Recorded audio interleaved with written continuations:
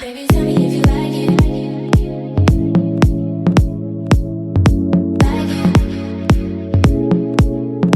Hey guys, welcome back to my channel. If you are new, welcome. Thank you for stopping by. Make sure you hit that subscribe button to join the chameleon family. So today, as you can see from the title, we are talking about femininity once again, and just for the occasion, I put on this nice, really pretty dress. This is from my friend Deborah's line. She has a YouTube channel, Class by Deb and Miss Nerdy Chica. So you can find all of her information in the description box. I showed this in a haul video, but yes, it's a cute little mini dress and very feminine with the details. So I thought it was super appropriate for this video. So I'm going to be talking about... What am I going to be talking about? I'm going to be talking about feminine habits that actually matter. I talk about femininity and self-expression, self-love, sensuality a lot here on this channel. So if those are videos that are appealing to you, then definitely make sure you watch this series. So we see a lot of these videos, right? And they tell us, okay, dress feminine, wear dresses, wear jewelry, wear light makeup, do your hair pretty. But are those really the essentials to being a feminine woman? No, absolutely not. Those are not habits that actually matter. Those are habits that are external that will enhance your feminine aura.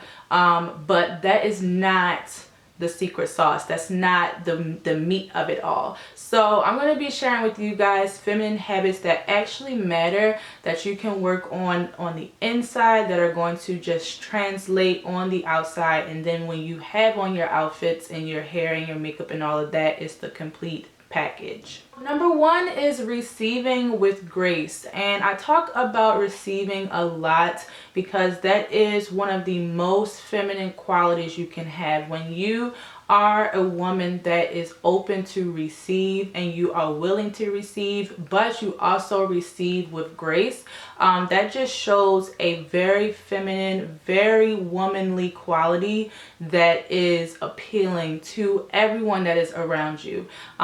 It's a very warm and welcoming response when someone is trying to do something for you. And so when you are able to receive that in a beautiful way, it just translates femininity like perfectly.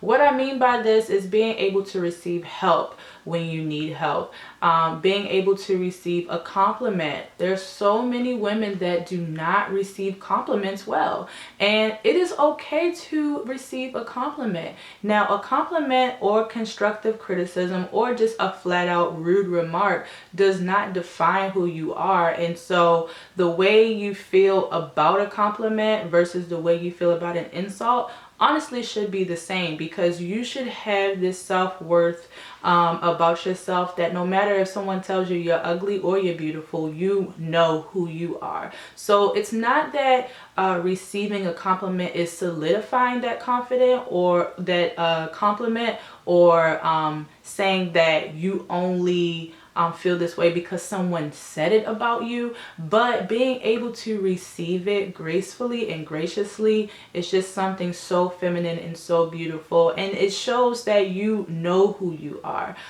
It's not that you need those words to define you, but I don't know how, like, I don't want to keep repeating myself, but if you guys understand what I mean, give this video a thumbs up. With that being said, this is avoiding your masculine energy, because that I can do it all, I know it all, I don't need nobody to tell me anything. That's not feminine at all. It's tapping into your masculine energy, and you don't need to be putting that out into the universe. So however you would like to receive, or what you would like to receive, make sure that you are expressing that, and you have an open door when it comes to other people just showing you love and support. So number two is exhibiting self-love and self-worth. And this is a big one when it comes to being a feminine woman, because sometimes we don't even notice that we aren't showing other people that we love ourselves. And that plays a big role in your confidence, in how you're treated, and how you feel about yourself. So when you have this energy of sureness, when you have this energy of knowing, not all knowing, but knowing and having a clear understanding of who you are, where you've been, and where you're going, that will translate to people so easily. They already know who they're dealing with when you walk into the room.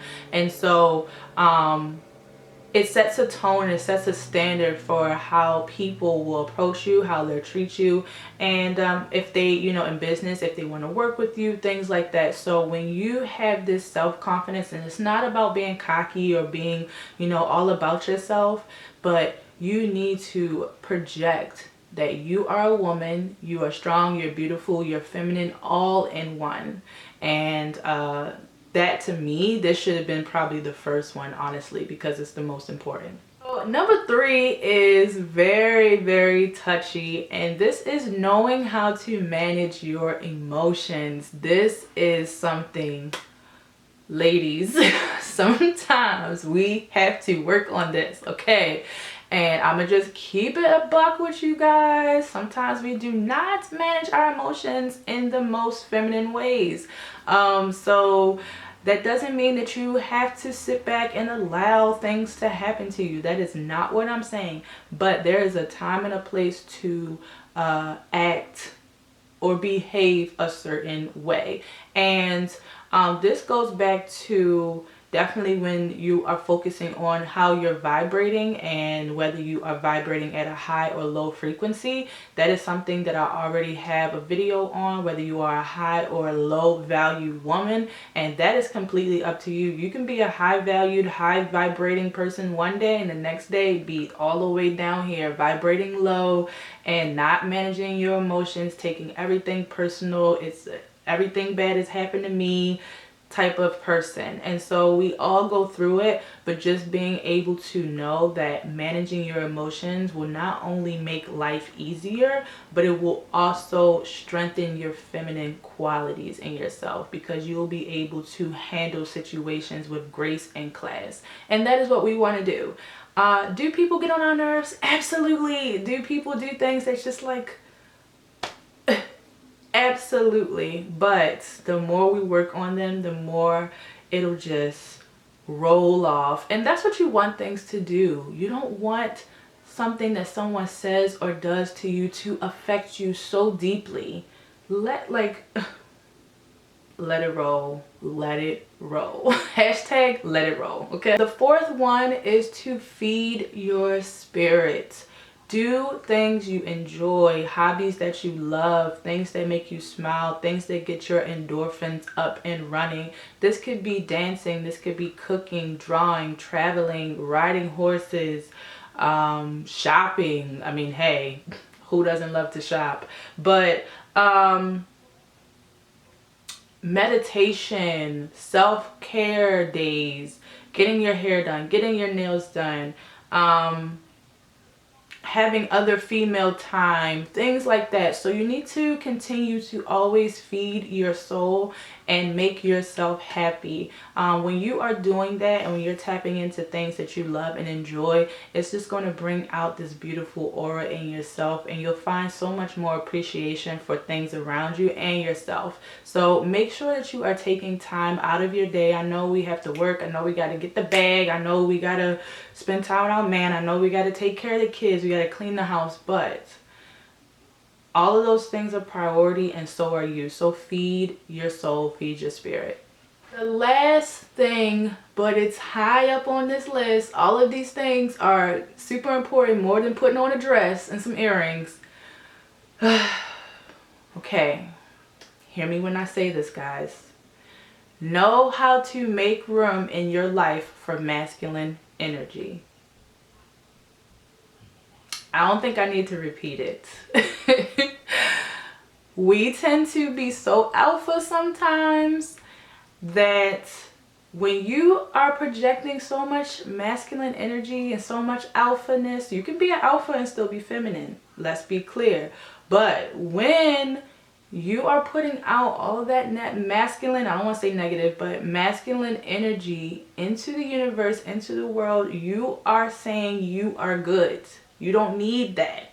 You're taking care of it. So that man, that business partner, that whoever, even somebody who's not you're destined to be with, but maybe someone who's supposed to impact your life and that is a male, there is no room for them. There's no room because you have it covered. You're wearing the masculine and the feminine hat. And that is something that we need to take off and give it to them. It's theirs for a reason. Do we have to take charge and do things sometimes? Yes, but there is a way of doing things. So, in the smallest, simplest of terms, let men be men. Just let them be men. When it comes to instinct and behavior and personality and things like that, I'm not saying let them be men and do, you know, because people misconstrue everything that you say. So I don't want somebody to be like, oh, what do you mean let them be men? Let them dog you, let them... No, I didn't say let them be dogs. I said let them be men. You be a woman, you be a lady.